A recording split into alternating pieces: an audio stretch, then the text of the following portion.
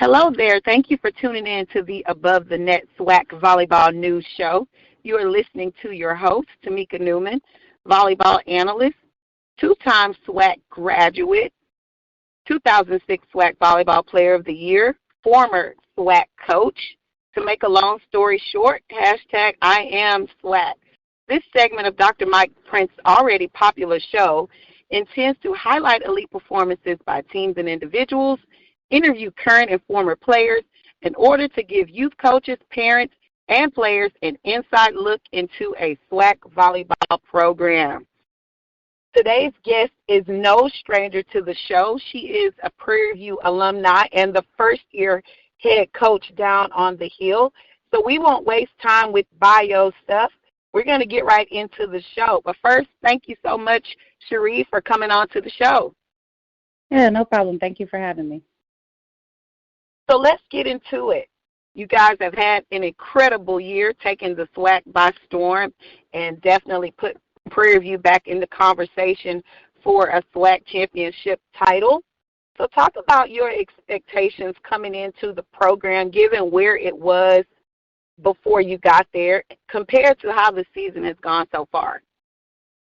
Yeah, I mean, everywhere that I've been, this is my, third head coaching job, and everywhere that I've been, we flipped the program in a pretty fast amount of time, so this is really no different. I came in with the same high expectations because you don't want to take it easy on them. My dad always says, he's the best coach I know. He always says, if you come in, you got to come in as hard as you possibly can, and then you can always lighten up. But if you come in light and try to give them the benefit of the doubt, then it's really hard to get firm.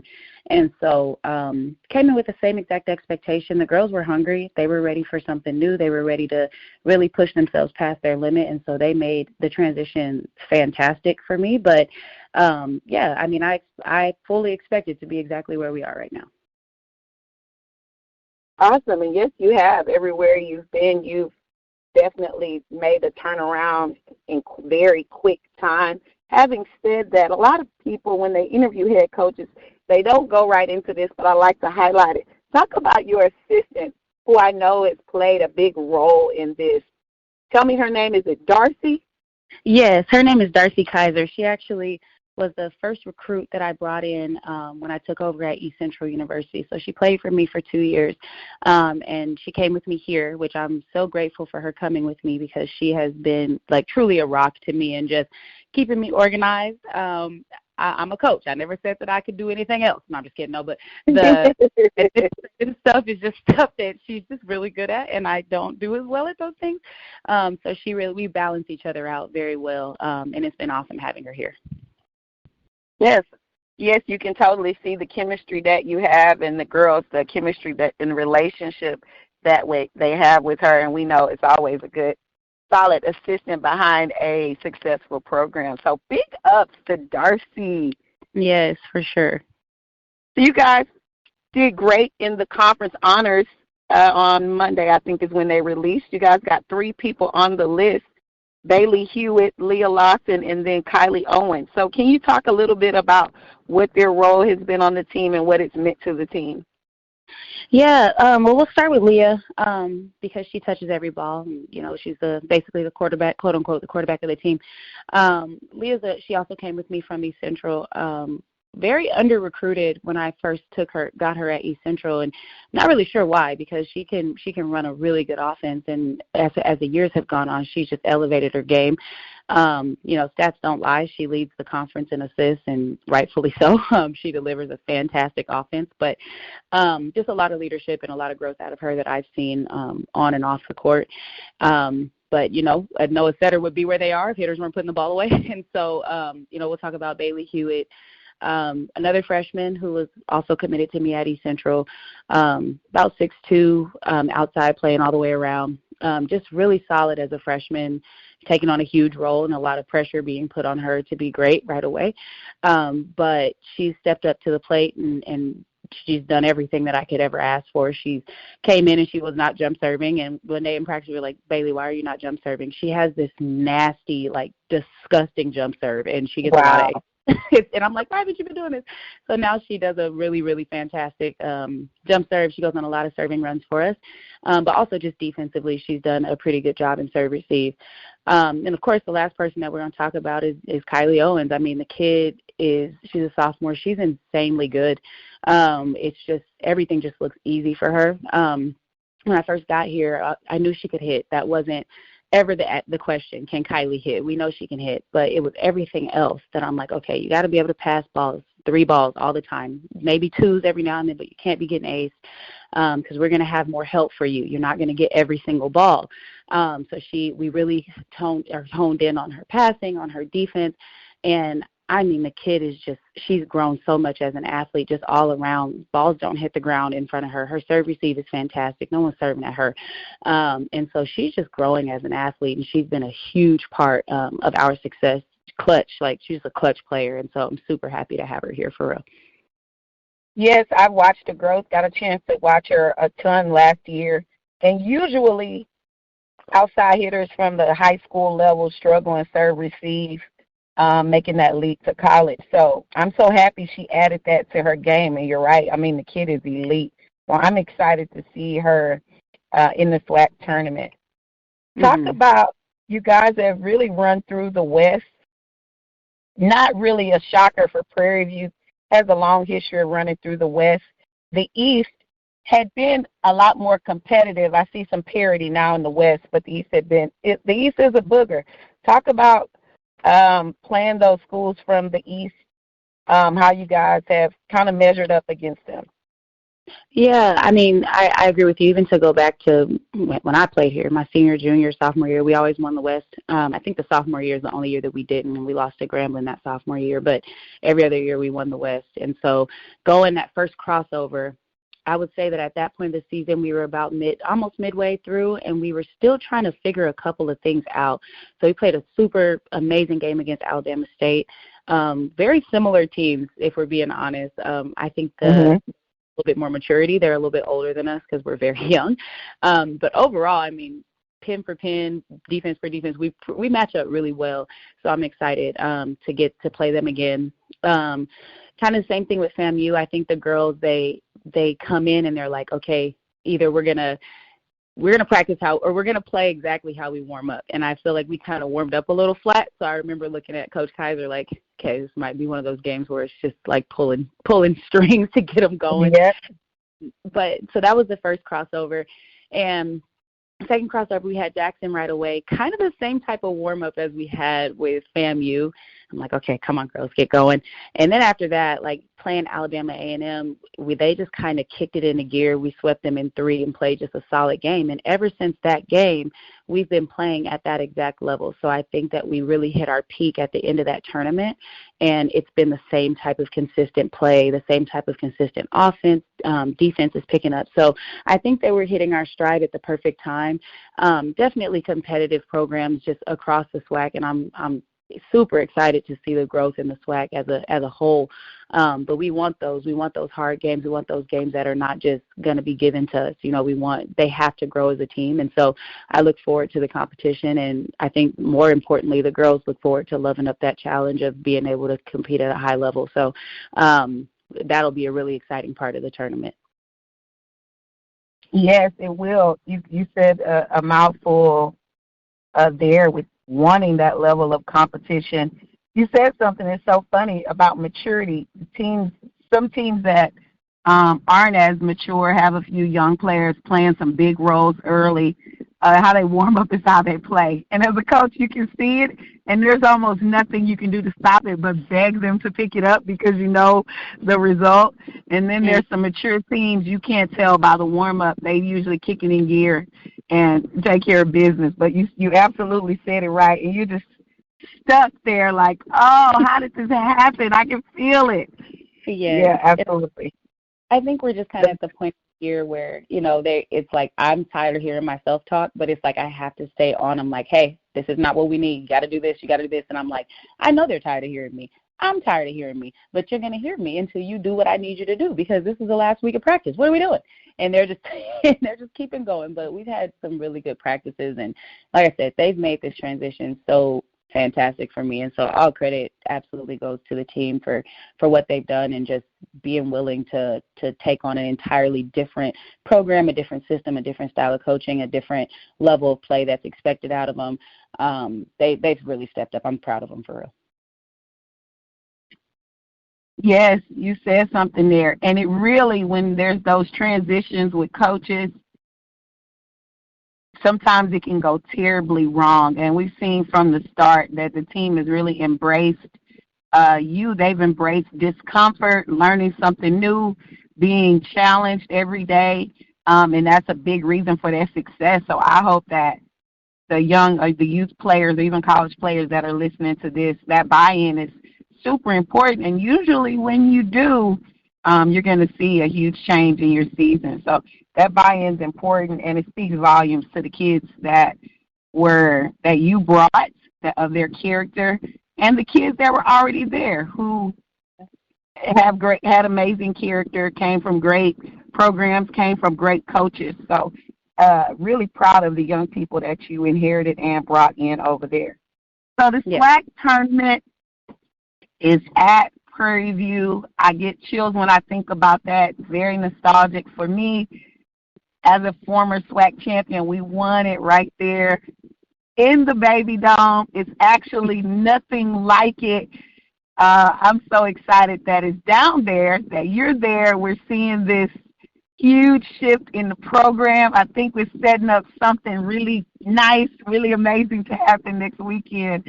So talk about it being at Prairie View, what that means to you guys. Oh, it's awesome. I didn't get the opportunity to play here for the SWAC tournament. I think we were at Grambling once and Alabama State twice. But, it's right at home. So that just opens up an entirely new level of competition, comfortability, just support, because everybody's here. Most of our students are from Texas, and so it's an easier commute for their families. It's just everything is kind of set up for success, and so I'm really excited for them, and just to be able to host and to be able to just hopefully bring home a SWAC championship here, because that's always going to be the goal, and get to compete in the NCAA tournament. And so I think they're hyped. Like, we were actually at practice today after we finished, and they were just talking about like how excited that they are and how far that they've come, and just like, let's finish. Like, it's time to finish here. Y'all are grown now. Ain't no freshmen on the court no more. You've been in a semester. You've been a whole semester under your belt. It's time to get dirty with it. And so it's exciting for sure. Absolutely. It's go time. It's go time. You got to go take it. Mm-hmm. Awesome. That's nice. We like to add value in several ways for the show. So I'm going to ask you some questions as a former player, as a coach, and then maybe some recruiting advice. So we always talk about sports teaches life. I counter that with coaches teach life lessons through sports. Because sports can actually teach you to be quite selfish, not have balance in your life. So coaches teach life through sports. Having said that, what's the lesson you learned as a player that you still use to this day? To this day, I would say that there's no growth without being uncomfortable. So I've been in a lot of situations, especially, as a player coming, really being the only person from out of state on my team when I came here. I was from Colorado. And being a little bit uncomfortable with being away from home, being away from my support system, and really having to allow myself to be vulnerable with a bunch of people who I did not know, who thought that it snowed year-round in Colorado, Sharonda. But it was a big growth experience for me, and they were awesome as opening themselves to me and just being some of my best friends to this day. And the same thing happened on the court. I'm a spunky player, same type of coach that I am, gritty. I want every single point. I want to win every single game. And them just accepting me for the type of player that I was at the time. And so that's something I take into every day. I'm the same type of coach as I am as I was a player. The level is always going to be expected high. Like, okay, we won, that's great, but what could we have done better in that game? And so allowing the girls also to have the ability to be themselves. I'm not trying to put them into a bubble. I have a mindset model that I'll be using for my dissertation, for my PhD, and it works. It's worked everywhere that I've been, but the basis of it is giving them an opportunity to be themselves, and then we kind of grow from there. We fine-tune things, but they get vulnerable with each other. We've had some tears. We've had some players bicker back and forth, but that's part of it, right? You guys are not always going to get along, but we're going to fight for each other and have each other's back and accept each other for who we are. And so those are things that I put into the coaching, as well as stuff that I did as a player that made me successful as a player as well. Yes, I agree. Being vulnerable and uncomfortable, having those difficult conversations, dealing with challenges, and then coming through it are all the phases of a forming of a team. So certainly necessary. Now we're on the coaching side. You've been a head coach. This is your third stop. Give me a leadership lesson learned. I would say that a leadership point from a head coaching perspective that I feel like I picked up more so from when I got my first head coaching job when I was 24. I don't know who did that, but I was very impatient as a coach when I first got my first coaching job, and I wanted results right away. Like, why can't you do this right away? And I think that over the years, my demeanor as a coach has changed. My expectations have changed. The way that I coach, the way that I need to make sure that athletes understand what I'm saying, instead of expecting them to do things and just get it like I would, like as it comes out at first, as I would understand it, I have to maybe go back and check the language, like, okay, did I explain this the right way? And so taking some accountability as a coach and saying, okay, maybe they didn't do this because they had no idea what I was talking about, instead of it being, oh, they just wasn't listening. And it's like, no, they want to listen. They want to learn. They're hungry. They're here every morning. We practice 6 to 9. They're there at 5:30. They're ready to go. And so it's not that they don't want to be there. So I make those changes as a coach, and just different ways that I've learned to adapt to the athlete now, the way we speak to them, the way that you have to learn them. There's some players who you can be hard on. There's other players who you yell at them and they're done. And so you have to kind of mold your coaching style to different players while still staying true to who you are as a coach. And so those are things that I've done over the years to just change the coaching style. Plus, all that yelling is played out. I'll be honest with you. Every time I yell, I get a headache. And so we're just going to keep doing the same thing over and over and over again until we get it done. So yeah, I've changed a lot as a coach for sure. Yeah, I have yelled sometimes so much. I'd have to take a seat. I'd be so lightheaded, looking in my backpack for Motrin. I'm like, you know what? You're going to have a stroke before 30. Like, you might want to just slow it down. They can't hear you anyway. Exactly. And they ain't listening anyway. They just hear words hitting them upside the head. They're totally not. They're breathing hard. Performance anxiety setting in. It's just womp, womp, womp.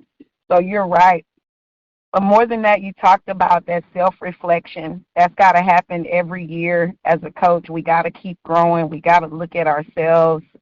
I always talk about coaches are really big on trying to go to clinics and they want drills. But once you've been in this a little bit, you don't need another drill, but you do need to improve your communication, examine your language, your teaching style, your differentiating instruction from athlete to athlete. All those things have to consistently be improving, but it's still a passing and serving game. There's not many things you can do with that, but you can always improve yourself, because who you are is how you lead, and I'm a firm believer in that. Let's hit a recruiting question. Talk about when you walk into a gym or when you look at a highlight video, what you like to see. And you can go through a couple of the positions that'd probably be more beneficial. Go through some of the positions and what you like to see from those players. Okay, yeah. So let's start with defense, because I'm a very defensive-minded coach. My lib. So my lib has got to be my best passer on the team. It's not my best defender. My best defender, like, defense is all effort, right? So I can put you in the right spot. That doesn't mean that's where the ball's going to go. So that scrappy, nasty, just tenacious lib that's loud and obnoxious, that is just going to get dirty and just get the balls up. That's all effort. Serve receive-wise, though, it's more of a skill. So you have to be able to pass balls as my libero. You have to be the best passer on the team. When I look at my setters, being able to split the blockers, that's the biggest thing. Getting your feet to the ball, reverse the flow, having good hand placement, neutral hand placement, which is being taught more now. But for a long time, they were teaching setters to set from their forehead, it just really makes them very readable. And so that kind of takes me back to Leah with her ability to just split the block and deliver a solid ball and create splits without having to run just like a crazy fast offense that makes everything happen perfect, she's able to run a solid offense with tempo, but from a very neutral area, which creates those type of splits. But also defensively, she's going to get blown up by some balls, and she's going to get the ball up. And so, you know, being able to be that setter that can do both as well as get block touches, that's important. My middles, I run a middle first offense. So being able to transition and be available, not just in serve receive. We actually probably won't even set you in serve receive, but in transition, being able to be available and up is the hardest part in the middle, because middles work so hard getting over, closing the block, and being able to get off that net and get right back in. My setters are going to set you. And so that's a big thing I look for. Blocking, of course, being able to get up and over and build that roof over the hitter, not getting used and that type of stuff. That's important. And then, of course, you know, my favorite position, my pin. Playing all the way around, being able to pass. I will not recruit an outside who cannot play all the way around, because I need you to be able to be an option in the big and the back row. So, you know, we'll get you here. We'll get you fine-tuned in the service, even the defense, but you're going to have to get there to be on the court for me, so I'm not using unnecessary substitutions. Now I will DS my outsides if I have to, but I just really like having that back row option, especially in the two-hitter phase. When we're just kind of struggling or whatever's going on, we can throw that ball to the back row in the setter's front row, and we can still create an offense. But hitting-wise, as an outside, as a right side, being able to have range, hitting every spot on the court, and that's one thing we do very, very well. In system, out of system, we're able to put the ball in a lot of different places on the court. They're shoddy. They're able to go high hands. We train those type of things. They're able to, you know, cut the ball line 4-for-4, 2-to-2. Deep one, like we aim for the back 3 feet of the court all the time, because then you know you're aiming for high hands at that point. And so being able to do all those type of things as an outside, it's tough. Being an outside, it's glamorous and all that great stuff. You get to look sweet, but it's a lot of work too. So I would say those are the things that I look for in all those positions. Nice. Well, you guys heard it here. You can see why the Panthers have had such a turnaround season. The knowledge and the teaching and development is there. The relationships are there. The motivation is there. It's going to be exciting postseason for you guys. I can't wait to make my way back down to the Hill. Thank you so much for your time, Coach. Yes, I'm rooting for you guys. I'm not usually biased, but certainly rooting for the Panthers to claim a SWAC title. May the best team win, but it just might be that we're in the gym of the best team. So wishing you luck. Before we go, you got a chance to experience homecoming as a volleyball coach, a football coach, any of us that are alumni. Sometimes you just can't quite get back home, but you got a chance to experience homecoming. When was the last time you've been to a homecoming? My 5th year, I was not playing. We didn't have any games at home when I was here for homecoming. So I wasn't playing when I finally got to experience a homecoming, and I got to be in the step show and everything. So I got kind of the full experience there. But this time around, you know, the competitor in me was like, "We leaving Friday." You got to let the girls, you know, go to the football game. So I did. I sat down and I talked with my captains, and I said, "Now look, I'm giving you guys this opportunity to go to homecoming and watch the football game. Please don't make me regret this," because, you know, we went straight from there and we went straight on the road to I saw that. You know, and those are long trips. Those are hard games to play in other people's gyms. And so, you know, that was another point where I was just really, really proud of them, because they still got to experience homecoming, the tailgating, the food, the fun and all that.